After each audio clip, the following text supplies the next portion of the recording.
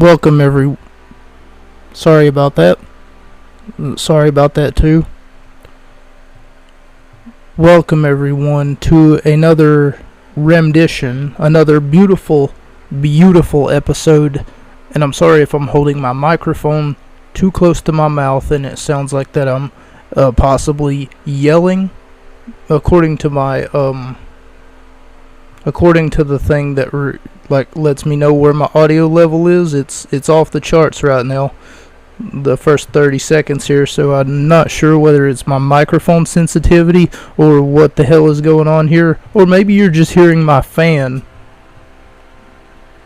No, the fan's pretty low. I just took a second to shut the hell up and figure out what it was that is making my microphone almost like off the charts. The first 60 seconds here. Welcome, ladies and gentlemen. My name is Mocha. This is the Gut Wrench Podcast, episode 86, if I remember correctly. Let me go check that out really fast, just to make sure.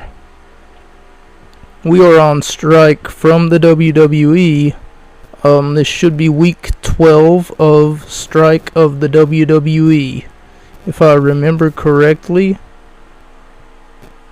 It always starts me on those episodes, and I don't know why. It looks like that I got another 5-star review from Spotify, because before I did have 14, now I have 15. It's a beautiful thing to see.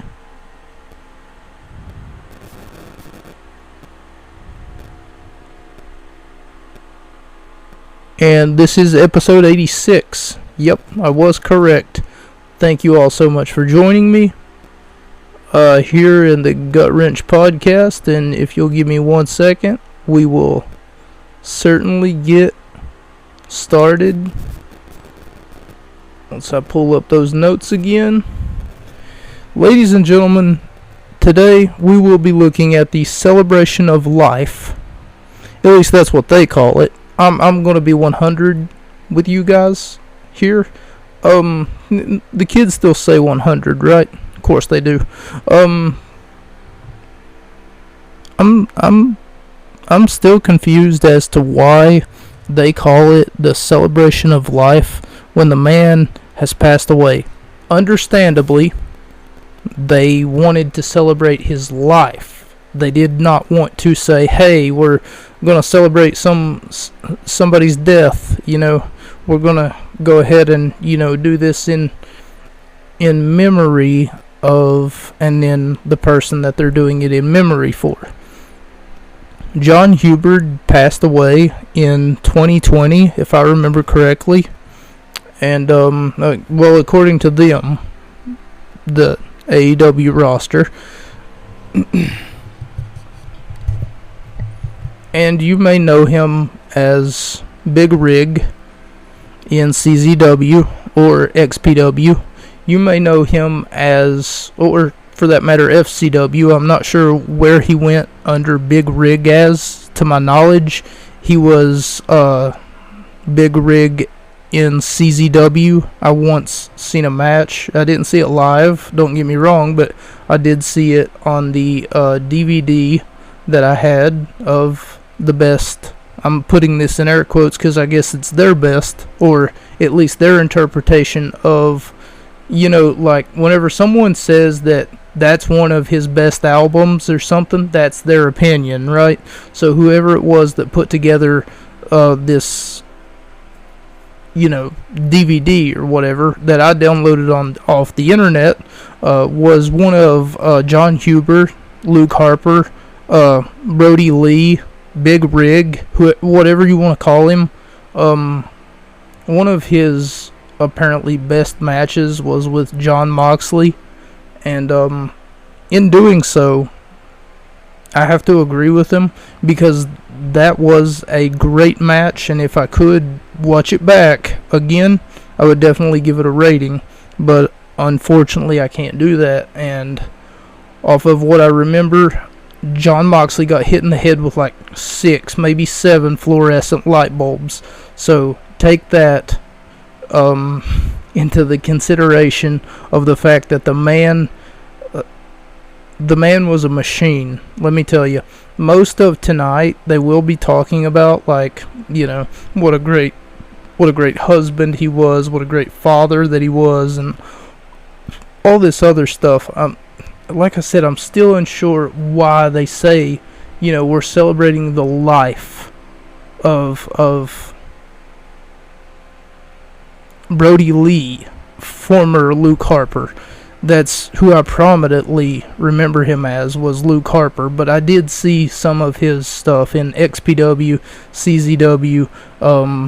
You know, whenever him and Jon Moxley opens the show, and they do this one very differently than what I remember them doing with Eddie Guerrero. You see, whenever Eddie Guerrero died, they stood on the stage like they did here, but whenever Guerrero passed away, it affected practically everyone. You know, you remember like the referees standing in the back, and then the women standing almost like in front of the referees, and everyone was standing. And I mean, this whole entire arena was standing. Maybe we'll look at that episode, the episode after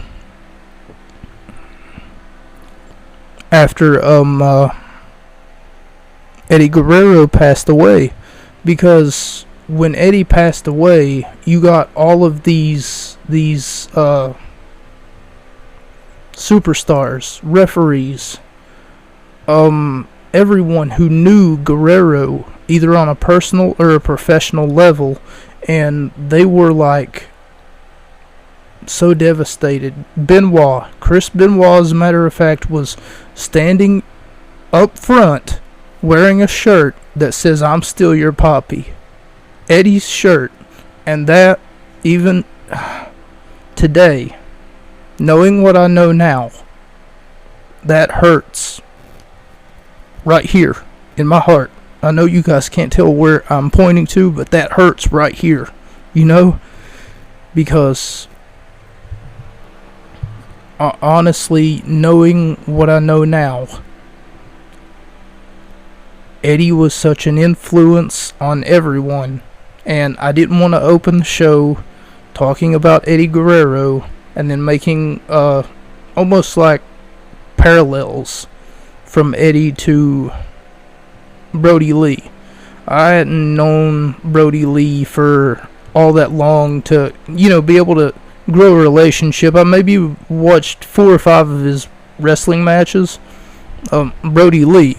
I'd maybe seen like 10 or 12 of Luke Harper's wrestling matches, and maybe watched 1 or 2, maybe 3 Big Riggs matches. So altogether, I've only seen a handful, maybe, of John Huber, the man behind all these personas, all of his wrestling matches that I can recall. I remember we looked at the Extreme Rules pay-per-view. Before we get into the action here, before I talk about what Jon Moxley had to say about Luke Harper, Brodie Lee. From this point on, I'll just call him Brodie Lee because that's what everyone was referring to him as here. But I remember on this show right here, we were looking at Luke Harper versus Dean Ambrose, which is Jon Moxley, versus Brodie Lee. It was just 5 or 6 years ago that Extreme Rules match happened. And I remember what JBL said on commentary. He said, "Does Harper ever stop to like?" And he was talking about John Hubert's character, Luke Harper, and he says, "Does Harper ever stop to like shave his beard, or for that matter, comb his hair?" Because look, this, of course, he was just playing into the whole, I'm a maniac type thing. And then they got to talking about who's more crazy, whether it be Dean Ambrose or Luke Harper. And John Layfield said, I think it would be Harper. Because look, at least Ambrose bothered to take a shower, because Ambrose looks like, maybe he groomed himself a little bit more than Luke Harper. I can remember one of JBL's opening lines or his closing line before the match took off somewhere else, because what had happened was they'd gotten into a vehicle and it looked like Dean Ambrose had driven away while Harper was climbing into the back seat from a sunroof, trying to follow him because it was a Extreme Rules match or something. And then they came back like an hour and a half later, and Ambrose was on the top of the vehicle and he jumped straight onto the New Day. But I'm getting off subject, I'm getting off topic. This was at one of their Extreme Rules pay-per-views, and I remember exactly what JBL said because it was so funny. He said something about Luke Harper didn't even bother to change his shirt, because he had like this big mustard stain or beer stain on his shirt right where under his beard. And Jerry the King Lawler said, "What are you talking about, John? That's the cleanest dirty shirt that he's got." And I was just in stitches, man, because that's hilarious, That's the cleanest dirty shirt that he's got. Oh my God. Why not just bother to clean your shirt? That's what John Layfield was trying to I don't know, man. You had to be there, But I did look at that match. I do remember. I just can't remember what rating that I gave it. Nonetheless, we're going to be looking at the Celebration of Life from Mr. Brodie Lee. And that's what they call him throughout the night, Mr. Brodie Lee. And if that's the case, the former Luke Harper, the first person that we hear from is the Yapper Dapper.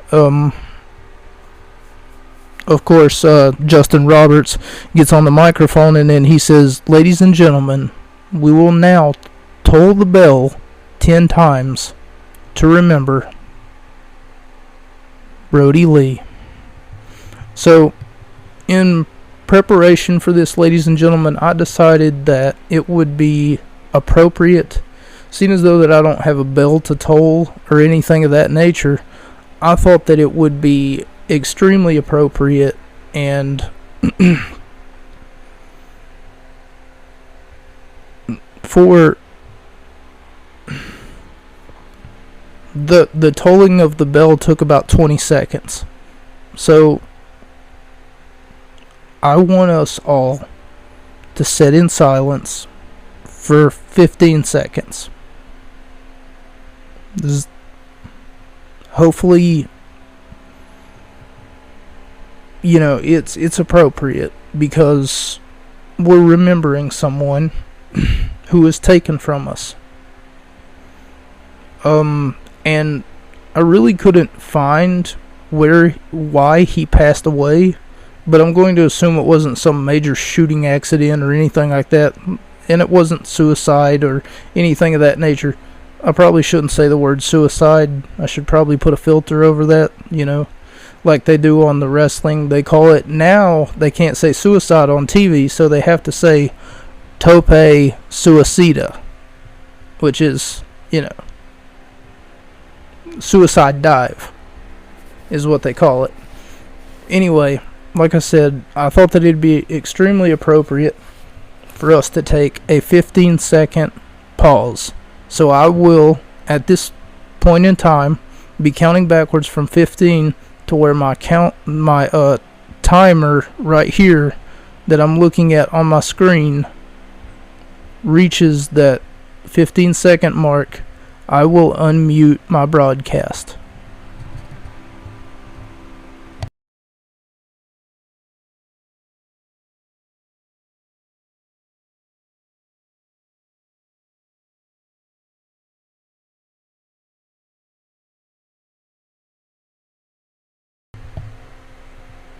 Thank you all so much. Thank you all so much, and I'm sure John Hubert, the former Luke Harper, Mr. Brodie Lee, would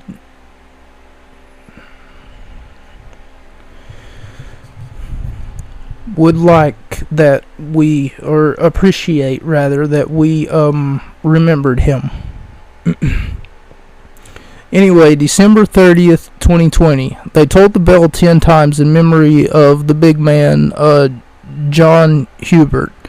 John Moxley says that he struggles to find the words in front of a camera, but what's to be said about someone who you consider to be your friend that hasn't already been said, of course. John Moxley goes on to say that he knew the former Luke Harper, Mr. Brodie Lee, for 10 years, throughout bingo halls and armories, from sleeping on his couch.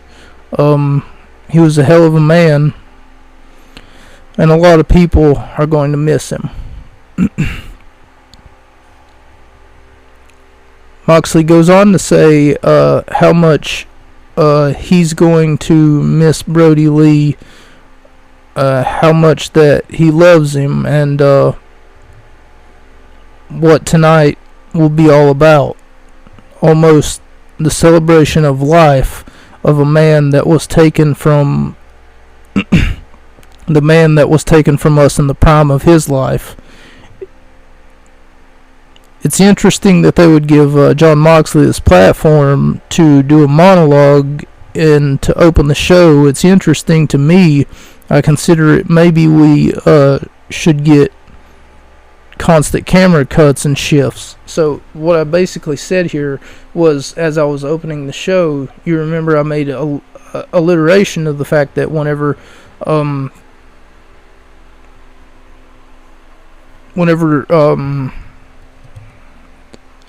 Eddie Guerrero passed away, for instance, what they did was, it was like 1 second we seen what Triple H thought, and Triple H was in tears. And usually you don't see a big man like that, on his in a chair just crying over something like that. Then they cut to Benoit 30 seconds later. Then after Benoit gets done with his piece, about 20 seconds goes by, and then they cut to Crash Holly or someone else. They cut one person to the next. It was almost like a compilation. Yes, that's what they're called. A compilation of people who are just, or a montage rather, of just people who were just stating their piece about how much that they missed him. In this case, we don't get that. And I thought that it was very interesting that they would open the show with, the hardcore John Moxley, like the man who's built a career out of bleeding in a wrestling ring and being the most hardcore son of a bitch to ever walk this side of Texas. I'm sorry, Texas. He's not from Texas. Wait a minute. I'm confusing him with someone else. The most hardcore son of a bitch to ever walk the east side of the Mississippi River in Cleveland, Ohio. Or for that matter, the Charleston Dam. So, when I seen that, I was kind of like, this doesn't make sense. John Moxley's supposed to be this hardcore son of a bitch who, nothing makes him cry, right? Right? He's my hero. Heroes don't cry. Come on. You never seen Superman stop, grab a hot dog and decide to grab a diet soda and then just sit down and then just cry while he's watching a movie? No, he ain't got time for that. Jesus.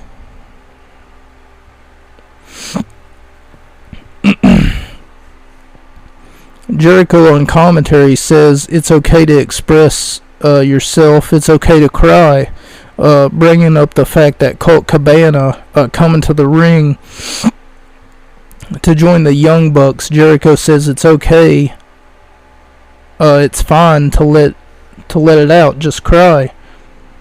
as the Young Bucks and Colt Cabana take on Matt Hardy and Private Party. And yes, that does rhyme.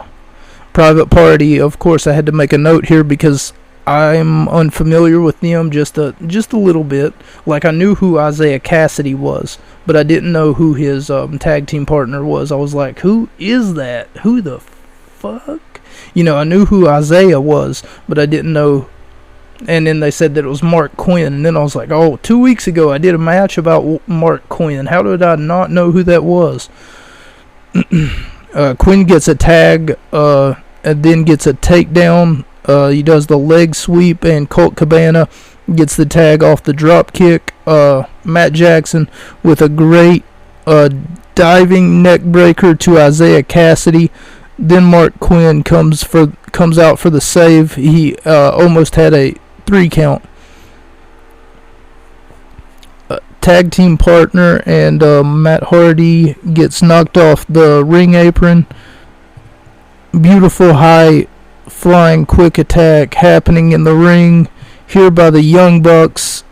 The Young Bucks with the great over the top rope Colt Cabana with a huge IRC moonsault to the outside onto Private Party. Colt Cabana chants from a very passionate crowd. According to Tony Schiavone, Private Party has victories in their last 6 out of 18 matches. That's a not bad ratio of a win-loss record, 16 out of 18. That's like almost 80% if my math is correct. Not that we're here to do math or anything like that, but it kind of helps to know that, you know, you've won 16 out of your last 18 wrestling matches, or tag team matches rather. Chris Jericho asks JR who does the best sleeper hold, and they tend to agree that Johnny Weaver or Mr. Wrestling 2, in my personal opinion though, I would have to say that it's a close race between Samoa Joe and Roddy Piper. Isaiah Cassidy gets knocked off the apron. Matt Hardy takes a diving poetry in motion and somersault drop kick into the corner rather, and Mark Quinn gets dumped out of the ring by Matt Jackson with a huge super kick. Commentary is all over the place talking about the celebration of life of Brodie Lee and his legacy, but they're speaking, they tend to get off subject about the actual match. They are watching until the Young Bucks take control. Only then do they actually do some commentary, and as long as Private Party are in control of the pace of the match, the commentary tends to talk about Rochester, New York, and JR's barbecue sauce and everything else under the sun. You know, it's almost like Private Party taking control of the match. They don't want nothing to do with that. You know, it's just like, oh man, it's boring again. Private Party just taking control. Instead of calling the spots or calling the match, they just drone on and on and on, kind of like I am doing now.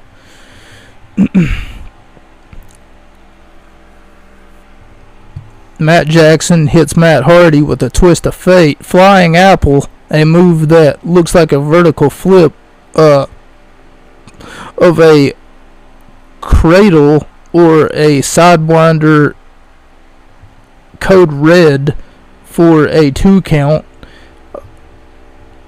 Nick with a face buster to Quinn, and cat-like agility. He is a standing moonsault to the outside on the ring apron, hits Matt Hardy after already hitting Matt Hardy with a super kick. So he hits like this standing moonsault on the apron, does Matt Jackson.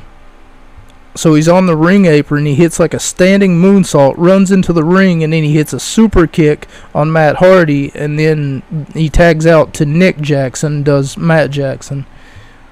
They hit Nick Jackson with a twist of fate, a senton, a shooting star press. Then they get a 2 count thanks to Matt Jackson and Boom Boom Colt Cabana. Indy Taker and Chicago Skyline for the victory. Boom Boom, they keep calling him Boom Boom, but Boom Boom Colt Cabana and the AEW Tag Champions, the Young Bucks, pick up the victory here. The match had some exciting moments in it, and let me tell you, it was long. So the theme here is that every match here tonight will have at least one, if not two, representations of the Dark Order, because of course they lost their leader. But here's the thing, okay, I hate to spoil some rather bad news. I hate like, I understand that we're celebrating the life and the times of someone who passed away, but I absolutely hate multi-man matches. Oh, and they also update us on the fact that Snoop Dogg's going to be here next week. It's almost like, you know, for New Year's Bash Day 1, because keep in mind this is New Year's Eve, or it's a day before New Year's Eve. So they get all excited and all happy about the fact that Snoop Dogg's going to be here next week. Can you believe it, JR? Can you believe it, Jericho? And also Jericho says, seems as though that you guys can't do your jobs very well. I'm going to be right here next week too. He says I'm going to be on commentary. So get used to it, or else I'll throw a fireball at you, because keep in mind, I am Le Champion, and I am the Wizard, Chris Jericho. Jericho, let me just say, has a inept ability. He's got this really good ability to just reinvent himself every time. The match had some exciting moments in it, but there were a few things that I didn't write down because enjoying myself too much to pause it, take notes. Also, I felt as though that I already had enough notes. So if I was to take so many notes, you know, have to pause it, take that note down, that was a spot, you know, pause it, take that note down, that was another spot. Oh my God, pause it, you know, that was another big time moment in the match or whatever. I felt as though that this match itself would just take up the entirety of the show. So I just decided about halfway through taking notes that it was just a good idea to shut up, just, you know, compress the match down a little bit so that I'm not already sitting here droning on and on and on about the first match, you know, like I am now. Not on purpose. Not on purpose. I'm trying to give an exponential explanation as to why it was that I'm still talking about that first match. But whether or not Mr. Wrestling 2, or, hear me out, whether or not Mr. Wrestling 2, or, who else did they say? 1 second. Off topic. I mean, they talk about Mr. Wrestling 2 or Isaiah Cassidy having the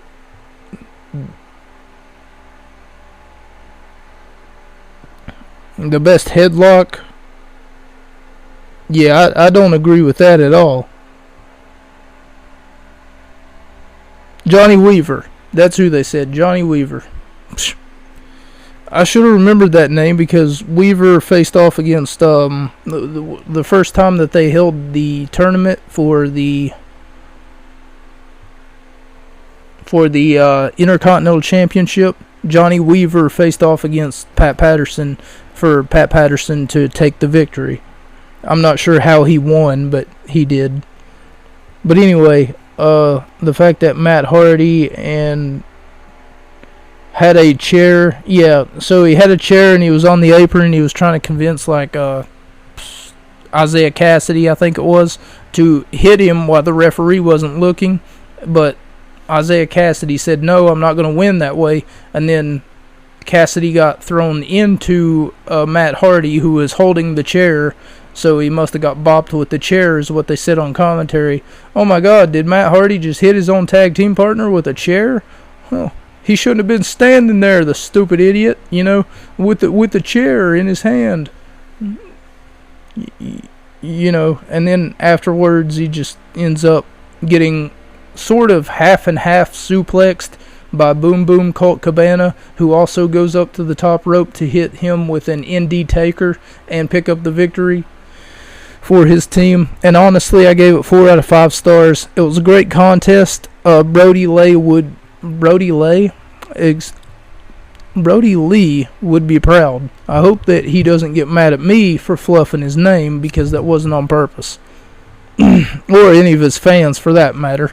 Evil Uno and Stu Grayson and Lance Archer versus Eddie Kingston and the Butcher and the Blade. And right before the match, Eddie Kingston gets on the microphone, and the microphone that he had, they cut it off, so it wasn't working. Then he grabbed a microphone from a stagehand, someone else, and then he ended up saying something along the lines of, Brodie,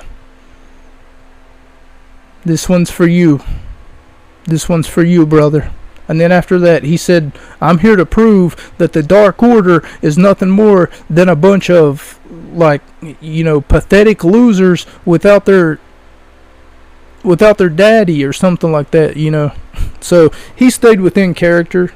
Most of the things that he said, because Kingston, I do believe, was a heel at this time. He said, but without Brodie Lee, the Dark Order are nothing but cowards or something like that.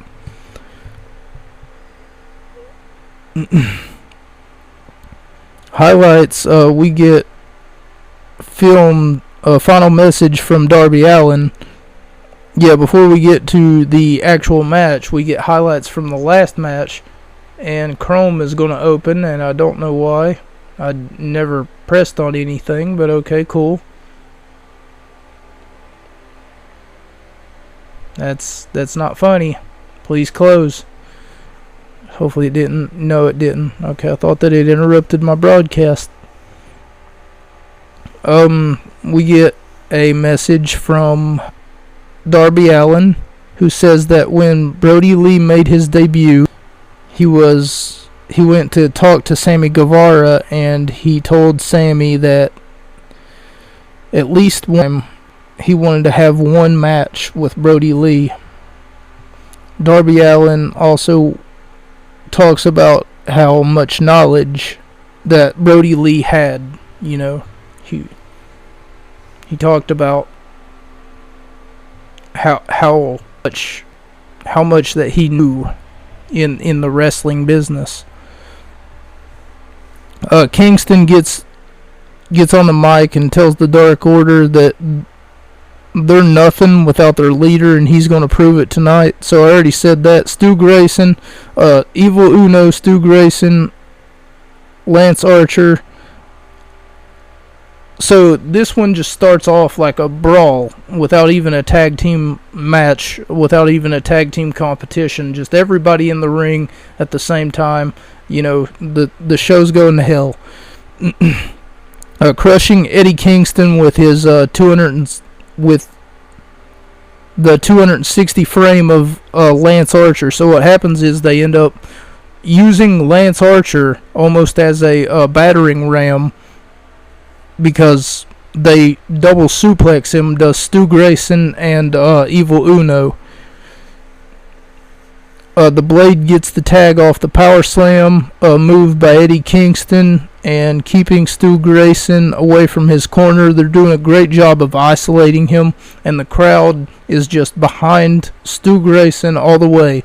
half and half German suplex from Evil Uno to Eddie Kingston. Whenever Grayson finally got into his corner, of course, as both men are down, Uno makes the tag to Archer in the match, and Lance Archer is a big boy. Let me tell you, he's probably 260, 275. He's probably 6'2", 6'3 and a half. So whenever he gets into the ring, I feel like he should play football, not really be a professional wrestler. But I feel like he would make a great defensive lineman. Only the small things that I know about football, I feel like that he would be a better football player than a wrestler and a better football player than a porn star. So don't question my logic. You heard? You heard? Hits a combo of the gory special and the blockbuster. They call it the fatality. And the Dark Order, Lance Archer, pick up the victory.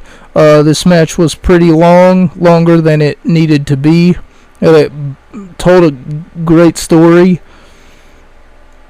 and it had some great athletic moments. It was quite entertaining, had me gasping at times, and I'm giving it 4 out of 5 stars. Was a beautiful contest. They told a great story, as I just got done saying. I'm telling a great story. I'm doing a great job. Maybe you should give me 5 stars. By the way, you should probably look at that merchandise that's that link. It's so clickable. Oh my god, it's not even clickbait. I know you want to click it. We're remembering Brodie Lee. What if I told you that I can't make that promise, but that's what they said. All throughout the night they kept saying that, and we have special merchandise too that goes directly to the family of one Mr. Brodie Lee. And then they talk about how Brodie Lee and how much of a family man that he was. And Jericho on commentary talked about the fact that he was looking, he said they were in Jeddah, Saudi Arabia. He said something about he was looking at like a sticker that was on his wall. And this is the most random story that I'd ever heard Jericho tell, but he said he was looking at a sticker on the wall and it looked like an arrow that was pointing like at north or south or something. Brodie Lee walks into the room and asked him what he was doing or how he was doing. He said, "Look at that sticker on my wall." And I guess he's at a hotel or something. I don't know. He doesn't really say. And then Brodie Lee looks up and he looks at it according to Jericho, and Jericho says that the sticker was really annoying him. It was pissing him off or something. Like I said, the most random story. He said, that's not just a sticker, Jericho. He said, that's pointing to the to the Capitol. And Jericho said to Brodie Lee, according to Jericho at least, he goes, "How do you know that?" And then he says, "Everybody knows that." And then Jericho says, "But I didn't know that." And then Jericho goes on to say that, to put it into perspective, his dog always growls, gets mad, upset whenever meeting new people, and most dogs do, it's a trust thing. The first time that Jericho's dog met Brodie Lee, she smelled him, and after that she submitted to him. Just didn't bark, didn't growl, nothing like that. And he goes on to say that he's gonna miss him. I do apologize, ladies and gentlemen, that this episode has been a little bit, on the dark side, if you will. See what I did there? Dark Order, dark side. You'll get it. You'll get it in just a minute. You know, because he's a part of a group called the Dark Order. Do I have to explain everything to you people? You know, like he's the leader of a group called the Dark Order. I mean, it's practically a Star Wars reference. Come on. Join the dark side, Luke. You know, something like that. I don't know. I don't know how he says it. Emperor Palpatine or whatever his name is. What a funky fucking name for an emperor. I swear. I would be like, there's no way, brother. There's no way that your parents actually named you Emperor Palpatine. Oh my God. You're going to get bullied whenever you go to school. He's going to be like, what do you mean? You know, I mean, he's got nothing to worry about. The fucker can shoot lightning from his goddamn hands. Anybody bullies him, they're going to be melting on the fucking ground. Anyway, we hear from Dax Hardwood of FTR, who, and before I get into that, this one, every time that I see his name written down somewhere, Dax Hardwood, I just keep thinking, oh my God, that's the perfect porn star name. Can you imagine? Your name is Dax Hardwood. Shut up, it's funny, okay? But let's get away from the funny for 1 minute, because he's a big man and I wouldn't want to piss him off, let me tell you. I'm not going to call him like, you know, like I keep calling Brodie Lee Mr. Brodie Lee. I'm not calling him Mr. Hardwood. Shut up. Shut up. I'm not laughing, you are. By the way, are you guys having a great 4th of July? I just genuinely want to know. I know that now's a bad time to want to ask, but, you know, I'm trying to pump up the entertainment tonight because, see, I was at the gym today, and as usual, I tend to, not to get off subject or anything, and I promise that I'll wrap this story up into a neat little bow before, you know, the real action begins here. But I was at the gym today and met someone, and what ended up happening was we got to talking. I asked them, usually I do this segue, right? Wherever I'm like, hey, how you doing? Hey, I'm doing pretty good. How about yourself? And, you know, after talking to them for a little bit, maybe about the 3rd or 4th time that we meet, I tend to tell them, hey, are you possibly interested in podcasting?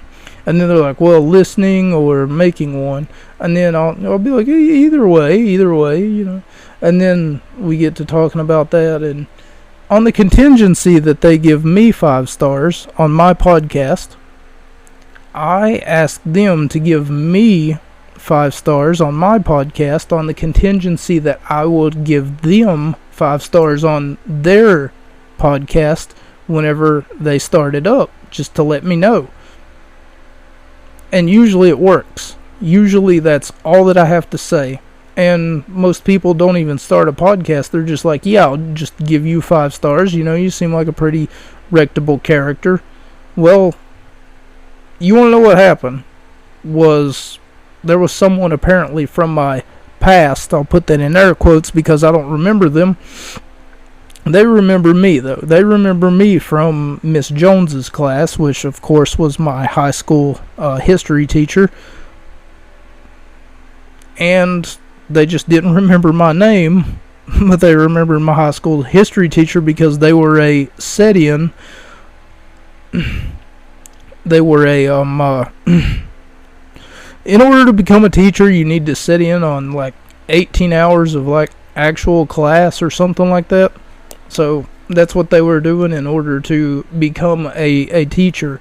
I would hate to have a teaching job, in all honesty. And if they're listening, I guess they must have a passion for, like, children or something.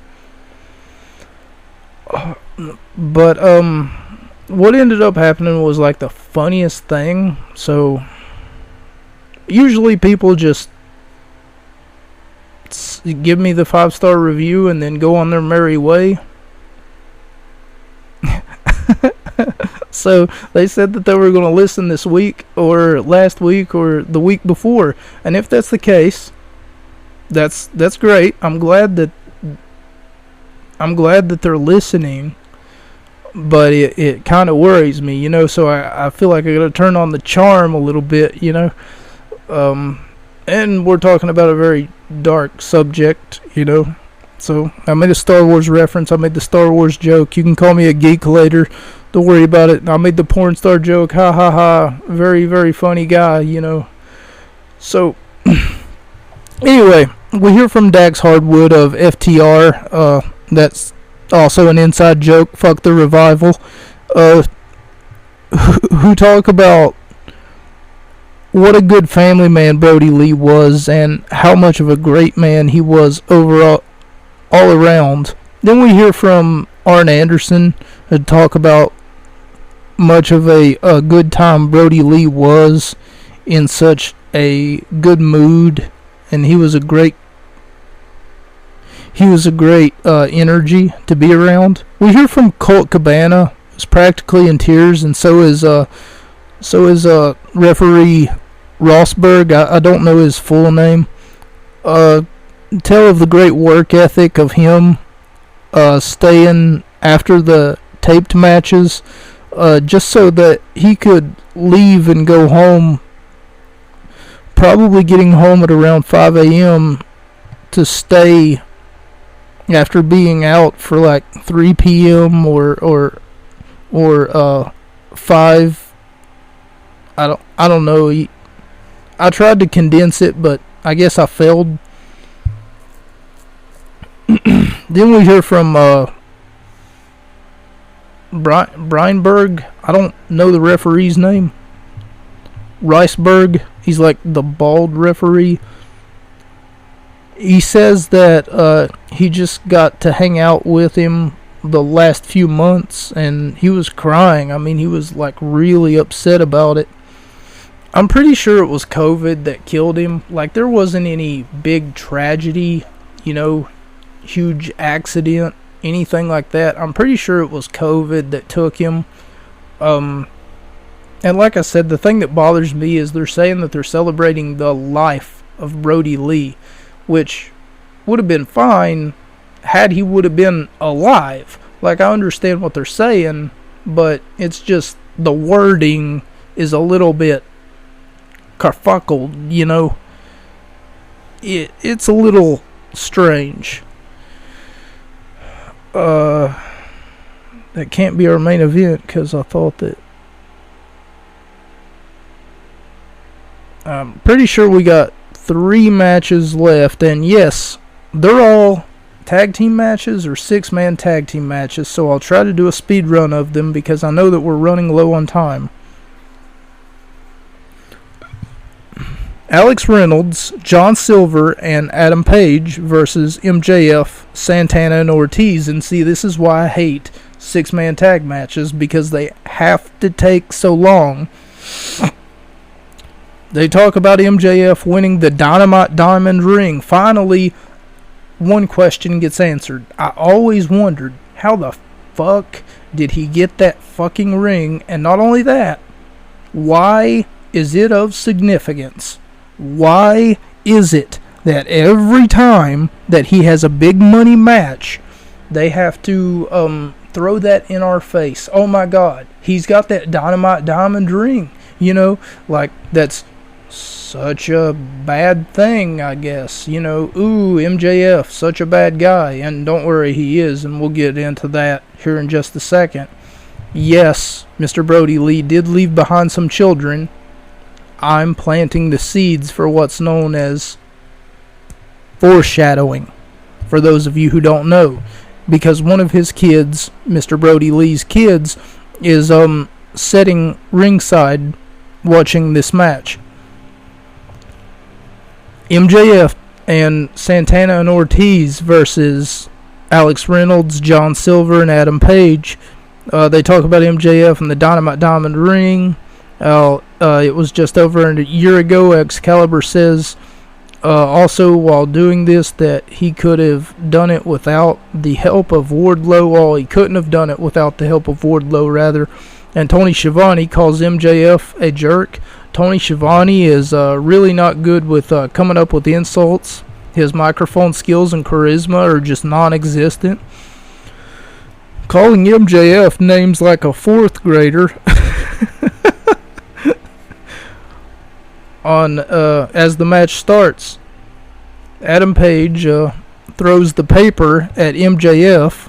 For some reason, he's got this rolled up piece of paper, and he throws it at him. And Jericho says, "That's a foreign object." Chris Jericho says, "That's a foreign object. He should be disqualified. How dare he throw a piece of paper at my Inner Circle member?" Tony Schiavone calls MJF an asshole because MJF gets into the face of Brodie Lee's son, who they keep calling Brodie Jr., who's maybe 5 or 6 years old. Beautiful back and forth exchanged between John Silver and Ortiz. And then Alex Reynolds gets a tag from Silver. And off the sunset flip, only get a 2 count. Tony Schiavone continues to throw shade and insults at MJF for no apparent good reason. Jericho continuously tells him to shut up.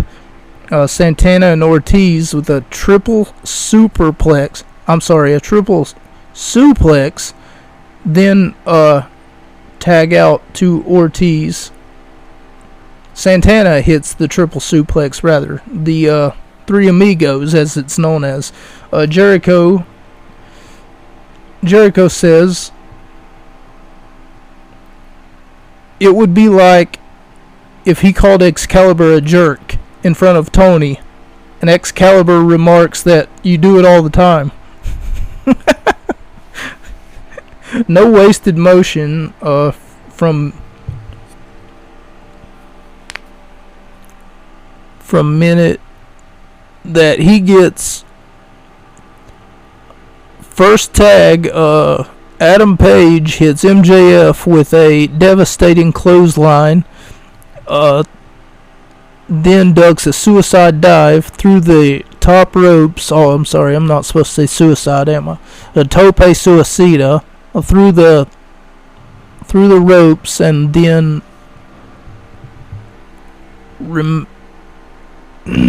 remaining to tag a partner from the Inner Circle, Santana and Ortiz, to the outside, then come back into the match and hit MJF with another lariat.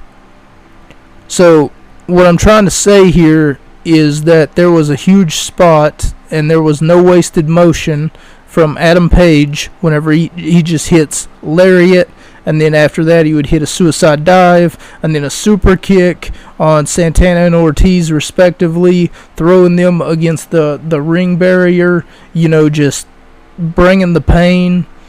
I remember that there was like a huge rally between Santana, Ortiz, and don't know why I wanted to say the Young Bucks there. Santana, Ortiz, and Adam Page.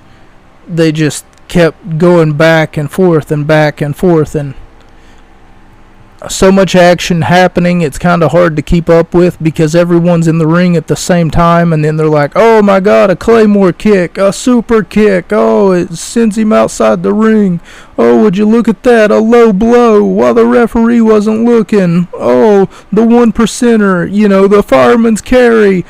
Everybody's hitting moves, everybody's hitting lefts and rights, headlocks, chair shots, Irish whips, tree of woe, you get it. Everyone's hitting everything happening, bodies flying everywhere, and MJF flipped off a child. What a heel. John Silver hits a Canadian destroyer on MJF. Then after, it's a suicide dive onto Santana.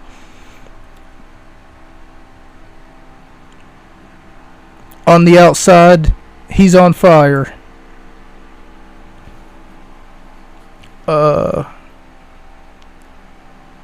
Yeah, MJF practically flipped off Brodie Jr. I'm not sure why. He's a child.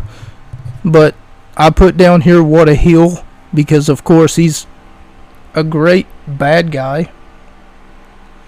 He's a great heel. Let's just say it. I didn't have to say it, but I said it. MJF hits a heat seeker on Adam Page, then a power bomb, then a super kick by Santana. Only gets a two count from the inner circle. Wardlow interferes in the match, hitting Alex Reynolds with a clothesline, but then Eric Redbeard shows up. Jericho with excitement in his voice says, "He doesn't even work here. What's he doing here? He doesn't work here." He's holding up a sign that says, "I'll see you later on down the road. We miss you, Brodie." And of course the crowd remarks with the Brodie Lee chants. Let's list off the moves that Santana just got hit with. Rolling elbow strike by Alex Reynolds. Then he gets hit with not one, not two, but 3 German suplexes, then released. Then he gets hit with a buckshot lariat, then rolls out of the ring. Brodie Lee Jr. hits MJF with a kendo stick and puts him on his ass. John Silver pays homage to, or homage, however you say it, pays homage to his brother in the Dark Order by hitting Ortiz with that discus lariat to win the match. And I give it 3 out of 5 stars. Once again, I can't, in good faith, give this match a higher rating than this, as I feel as though that it deserves more than a 2-star rating, more than 2 out of 5 stars, because it was truly entertaining, but it dragged on for way too long. Too many false finishes, too much shtick, and on top of that, I really hate multi-man matches like this. But I guess that's just personal preference. Eddie Kingston says that he's going to miss Brodie Lee and talks an unnecessary list of things that he's going to miss specifically, including him, quote, busting my balls, calling him a Harry Potter when he wears a jacket that's far too large for him. So, by the sound of it, I am going to hate to say this, but if what Eddie Kingston is saying, honestly, I would have hated to be in a locker room with Brodie Lee. If he's like that, it sounds like he's very loud. He's very he's one of those guys that's like my uncle, who will put you in a headlock, right? And whenever he gets you from behind or something, and then he's like giving you a wedgie or a noogie or whatever, and making you smell his armpit or something like that, then you're like, oh man, no, please don't do that. Oh God, no. And I'm just giving a bad acting class right now, and then you're like, stop it. And then he's like, God, I was just playing. Jesus. What a pussy. What a fucking wimp. And then after that, you go home or whatever. But while you're walking home, while you're walking probably next door where you live, he's like, did you just see that? And then he's talking to the next available person to let them know that he was just playing around. That he was just kidding. I was just joking, busting his balls. Whatever you want to, whatever terminology you used to use. And according to Eddie Kingston, that's what Brodie Lee would do a lot. See, there's a difference between playing around and taking it too far. I, for one, stand up to bullies, but I don't think that I could stand up to Brodie Lee. Regardless of who he was ball busting, like, I don't know. Maybe it's a weird dynamic relationship between Kingston and Brodie Lee, John Huber. But I would like to think that Kingston could possibly stand up for himself, because, let's be honest, Eddie Kingston's no small man. I mean, he's got to be at least 280, 275. As I take you to our next match, the shortest match of the night, because of course it is Ty Conti and 99 Anna Jade. Here's the thing too, I don't know why everyone I really don't get this. Everyone in the Dark Order has a number, like Evil Uno, 10, and don't worry, we'll get to 10 in just a second. 99 Anna Jade, -1, which was Brodie's son. I don't understand the thing with the numbers, but alright. As Ty Conti and Anna Jade versus Penelope Ford and Dr. Britt Baker, DMD.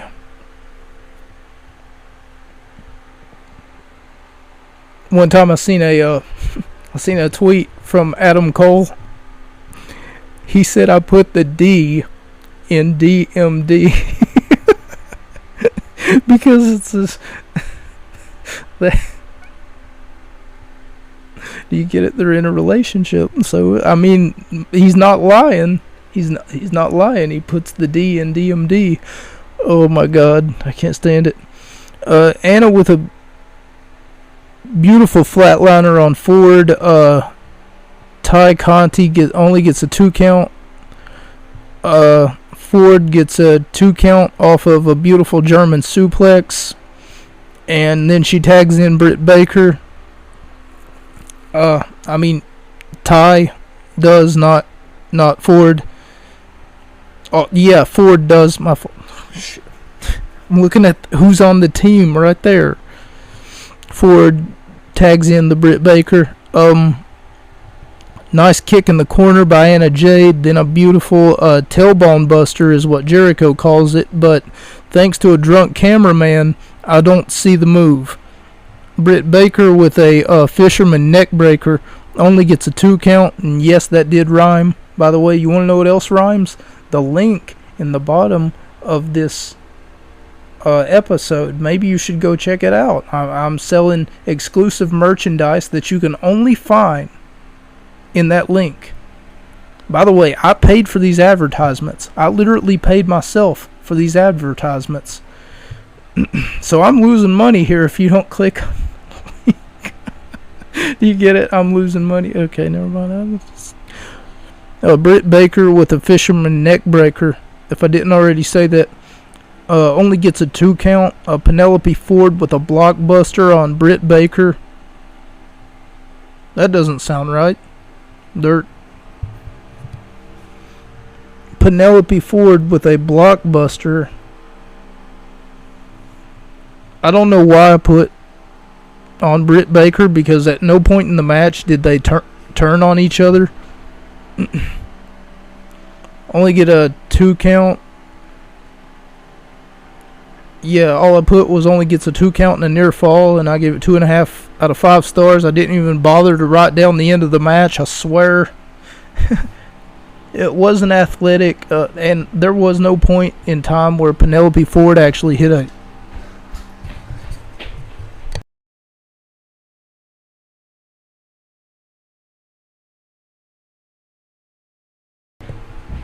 there was no point in time where Penelope Ford actually hit a blockbuster on her own tag team partner, so I don't know why I put that there. 2.5 out of 5 stars for me. Was some athletic action, and it told a great story when remembering Brodie Lee's and honoring his legacy, keeping him alive in spirit. Nice spots in this match.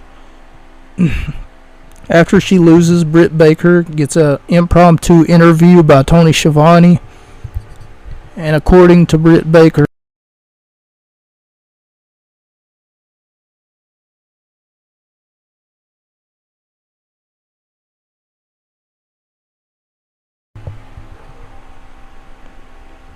the whole thing is nothing more than a big rig, and then she winks at the camera.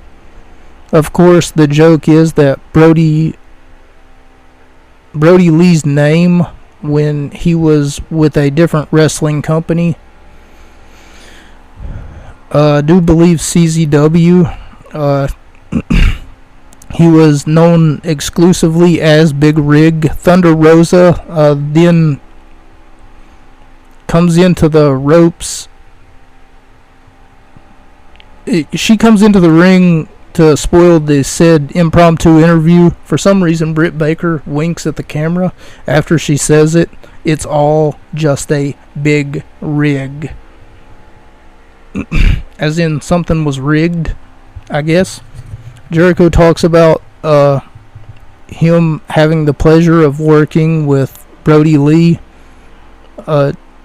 Jericho says that he brought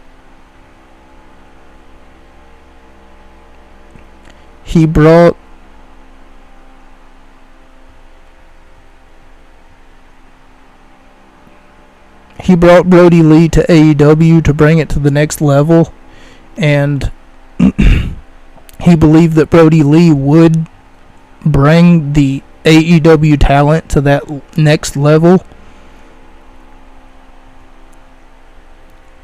He wanted to sign him to a contract here in AEW because he knew that Brodie Lee was a headliner and a main event talent and possessed skills that no one else did to bring AEW to that next level.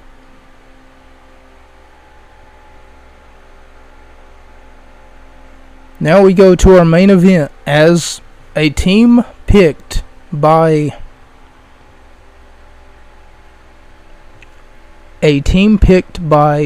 Brodie Lee Jr.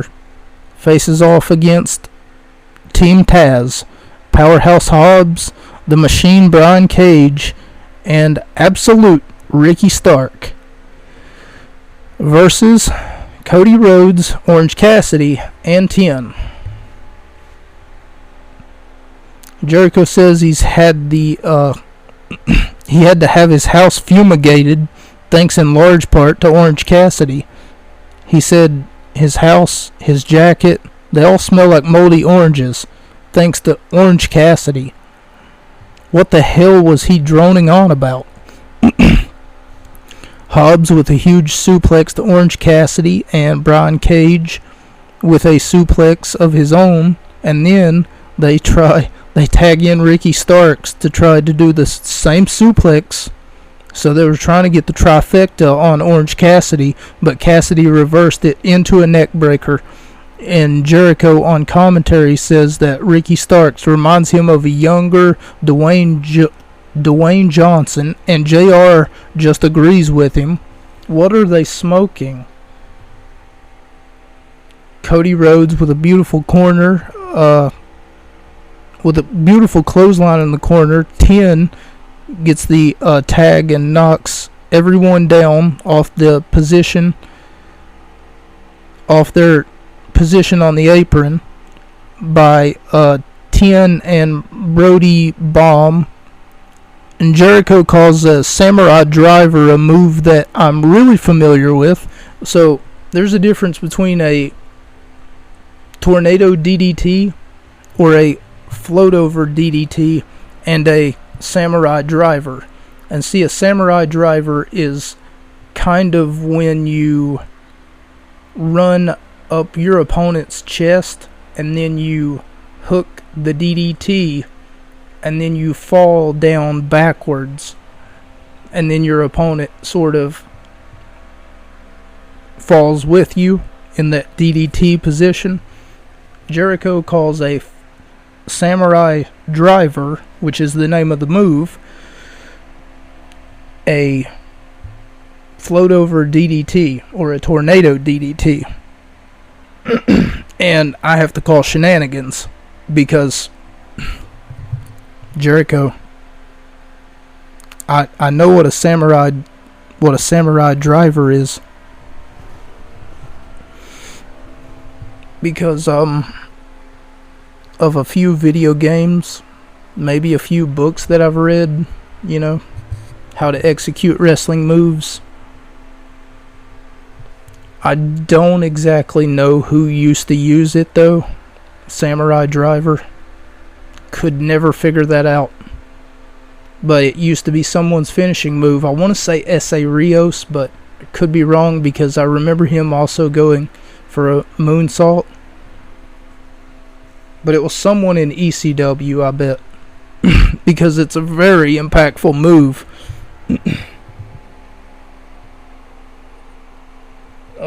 Samurai driver.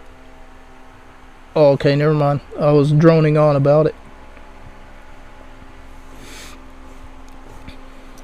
Off the DDT from the ropes to assist, Stark gets a 2. Orange Cassidy hits Ricky Stark with the orange punch. Rhodes hits the Crossroads. 10 hits the Spine Buster for the win. And I gave it 3.5 out of 5 stars. As I stated before, I really hate multi-man matches. All of the matches here tonight seem to be either by fate or by some cruel joke a multi-man match, so I decided to give them all a star rating. This one gets because it was a great match, all things considered. However, I am not a believer that it was worthy of a 4-star rating or anything higher than a 3-star rating.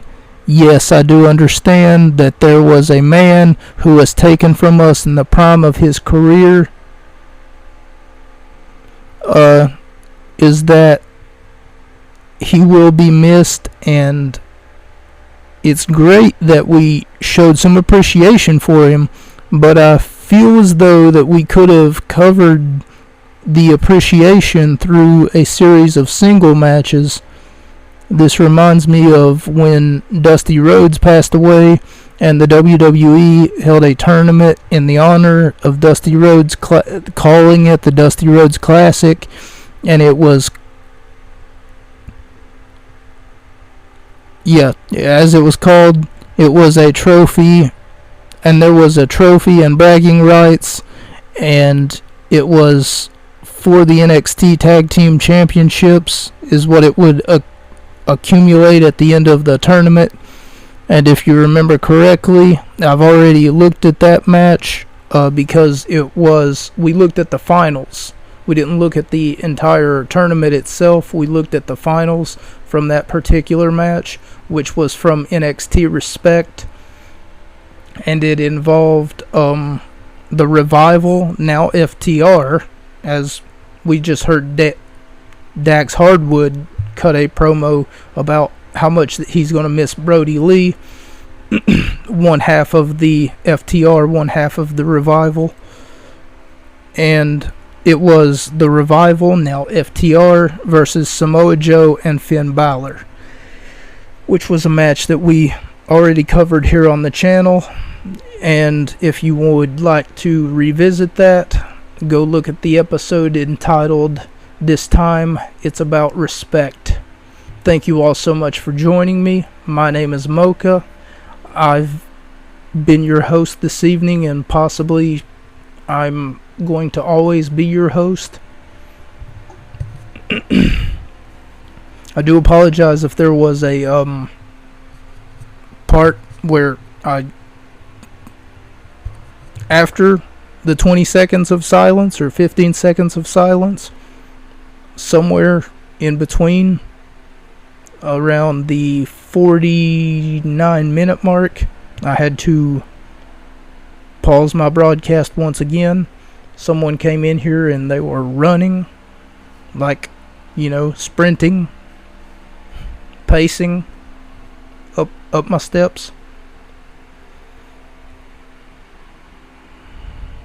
And I didn't want them to ask who it was that I was talking to, crazy people and stuff. Thank you all so much for joining me.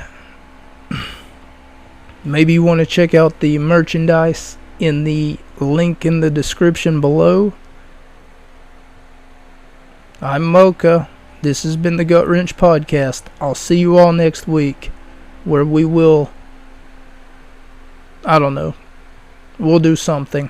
I won't make any promises. That's a wrap. Good night, everybody. Good night, ladies and gentlemen.